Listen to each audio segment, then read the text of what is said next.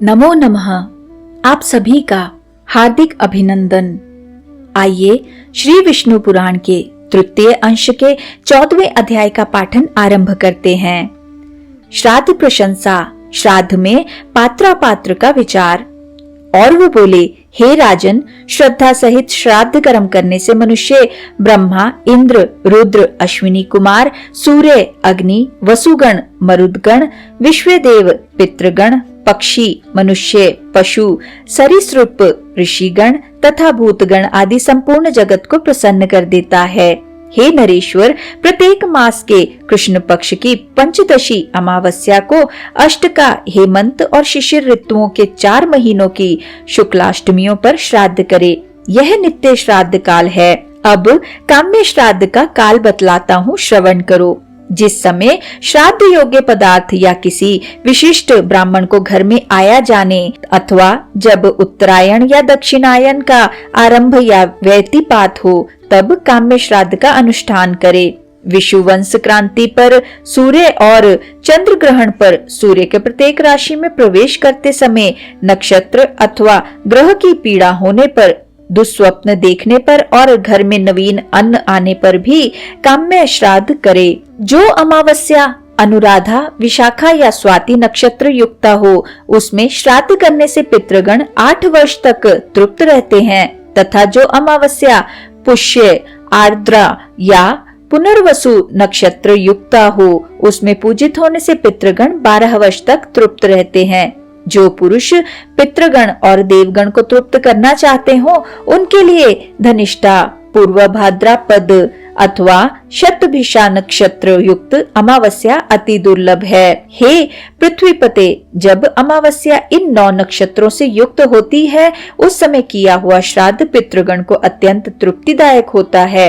इनके अतिरिक्त पितृभक्त इलापुत्र महात्मा पुरुरवा के अति विनीत भाव से पूछने पर श्री सनत कुमार जी ने जिनका वर्णन किया था, वे अन्य तिथियां भी सुनो।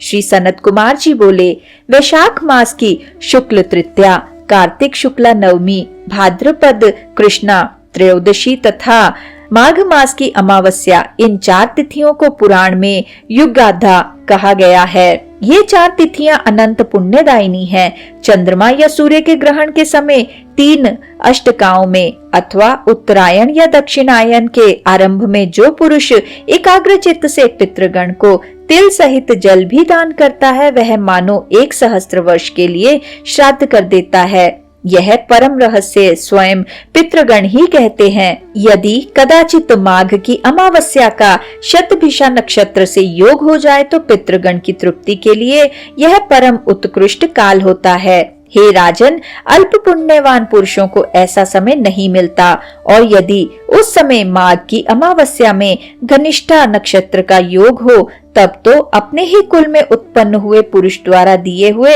अन्नोदक से पितृगण की 10 सहस्त्र वर्ष तक तृप्ति रहती है, तथा यदि उसके साथ पूर्वा भाद्रपद नक्षत्र का योग हो और उस समय पितृगण के लिए श्राद्ध किया जाए तो उन्हें परम तृप्ति प्राप्त होती है और वे 1 सहस्त्र युग तक शयन करते रहते हैं। गंगा, शतद्रु, यमुना, विपाशा, सरस्वती और नैमिषारण्य स्थिता गोमती में स्नान करके पितृगण का आदर पूर्वक अर्चन करने से मनुष्य समस्त पापों को नष्ट कर देता है। पितृगण सर्वदा यह गान करते हैं कि वर्षा काल भाद्रपद शुक्ला त्रयोदशी के मघान नक्षत्र में तृप्त होकर फिर माघ की अमावस्या को अपने पुत्र पौत्रादि द्वारा दी गई पुण्य तीर्थों की जलांजलि से हम कब तृप्ति लाभ करेंगे। विशुद्ध चित्त, शुद्ध धन, प्रशस्त काल, उपयुक्त विधि, योग्य पात्र और परम भक्ति, ये सब मनुष्य को इच्छित फल देते हैं। हे पार्थिव, अब तुम पितृगण के गाए हुए कुछ श्लोकों का श्रवण करो। उन्हें सुनकर तुम्हें आदर पूर्वक वैसा ही आचरण करना चाहिए। पितृगण कहते हैं, हमारे कुल में क्या कोई ऐसा मतिमान धन्य पुरुष उत्पन्न होगा जो वित्त लोलुपता को छोड़कर हमें पिंड दान देगा, जो संपत्ति होने पर हमारे उद्देश्य से ब्राह्मणों को रत्न, वस्त्र, यान और संपूर्ण भोग सामग्री देगा, अथवा अन्न वस्त्र मात्र वैभव होने से जो श्राद्ध काल में भक्ति विनम्र चित्त से उत्तम ब्राह्मणों को यथाशक्ति अन्न ही भोजन कराएगा।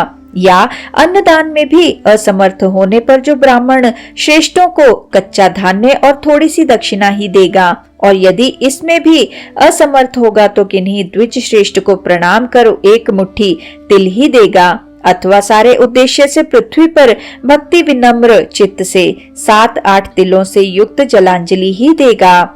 और यदि इसका भी अभाव होगा तो कहीं न कहीं से एक दिन का चारा लाकर प्रीति और श्रद्धा पूर्वक हमारे उद्देश्य से गौ को खिलाएगा। और इन सभी वस्तुओं का अभाव होने पर जो वन में जाकर अपने कक्ष मूल बगल को दिखाता हुआ सूर्य आदि दिक्पालों से उच्च स्वर में यह कहेगा, मेरे पास श्राद्ध कर्म के योग्य न वित्त है, न धन है और न कोई अन्य सामग्री है, अतः मैं अपने पितृगण को नमस्कार करता हूँ, वे मेरी भक्ति से ही तृप्ति लाभ करें। मैंने अपनी दोनों भुजाएं आकाश में उठा रखी हैं। और वो बोले, हे राजन, धन के होने अथवा ना होने पर पितृगण ने जिस प्रकार बतलाया है वैसा ही जो पुरुष आचरण करता है वह उस आचार से विधि पूर्वक श्राद्ध ही कर देता है।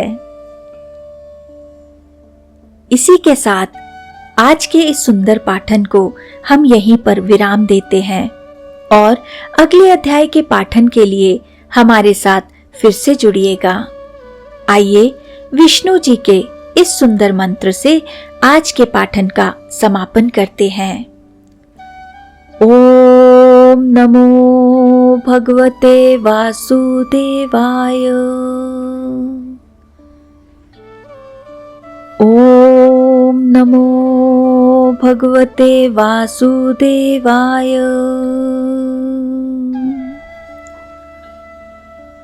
ओम नमो भगवते वासुदेवाय।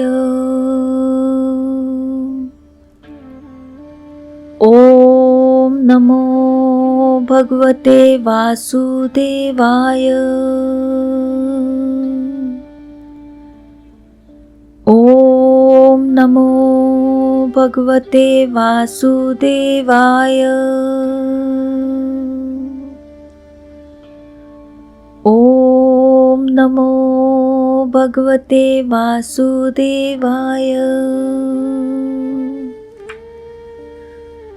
ओम नमो भगवते वासुदेवाय। धन्यवाद।